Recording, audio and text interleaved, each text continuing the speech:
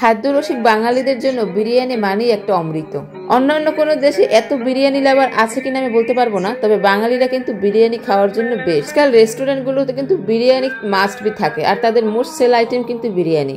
Hello everyone, আসসালামু আলাইকুম, welcome to স্মৃতিস diary. অনেকদিন পর একটা রেসিপি নিয়ে আজকে চলে আসলাম। রেসিপি মোটামুটি সবাই জানে, তারপর একটু নিজের অভিজ্ঞতা শেয়ার করলাম। তো হুটহাট বিরিয়ানি খেতে মনে চাইলে আর কি আর করার আছে বলুন, বাঙালি মেয়ে বলে কথা, বাইরে যাওয়ার দরকার পড়ে না, বাসায় রান্না করে নিতে পারি। তো আজকে আমি কি রান্না করছি গেস করুন তো বিরিয়ানি নিয়ে কথা হলো। আজকে কিন্তু আমি রান্না করছি তেহারি। আসলে গরুর মাংস দিয়ে তেহারি রান্না করলে ওইটা কিন্তু খেতে বেস্ট লাগে।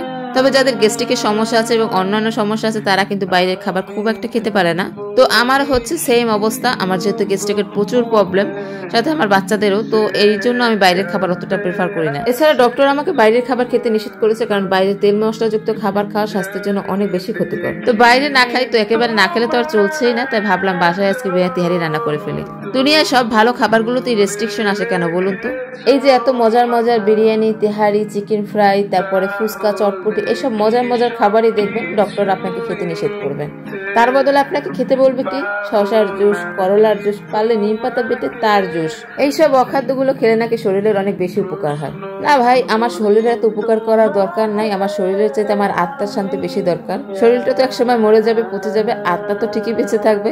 তো সেই আত্মার শান্তির জন্য হলেও কিছু ভালো ভালো খাওয়ার দরকার আছে। তো এই তো আমার তেহারি কিন্তু হাফ ডান হয়ে গেছে। আমি কিন্তু পোলার চালটা একেবারে ভেজে নিয়েছি কথা বলতে বলতে। যেহেতু বিরিয়ানি, তেহারি এসবের রেসিপি অনেক আছে আমার চ্যানেলে, সেজন্য আজকে আর এক্সট্রা করে কোনো রেসিপি শেয়ার করলাম না।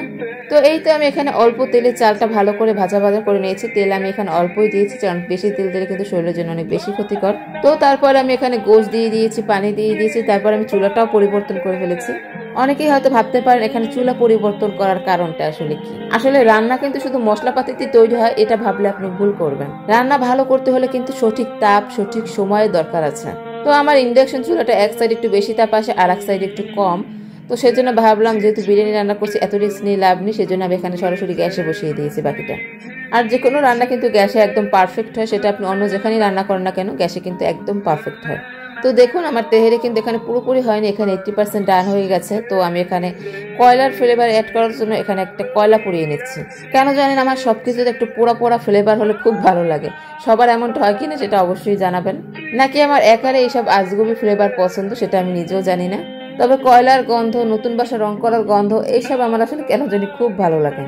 তো যাই হোক, একটা ফয়েলের উপর কয়লা পুড়িয়ে সেটা বসিয়ে দিয়েছি। তারপর এখানে কিছুটা ঘি দিয়ে দিয়েছি, যেহেতু শীতকাল সেহেতু ঘিটা জমে গেছে, সমস্যা নেই, এটা কয়লার তাপে একেবারেই গলে যাবে। তো 10 মিনিট পর ঢাকনা খুলে নিলাম। ফ্লেভারটা কিন্তু পুরো তেহারিতে ছড়িয়ে গেছে।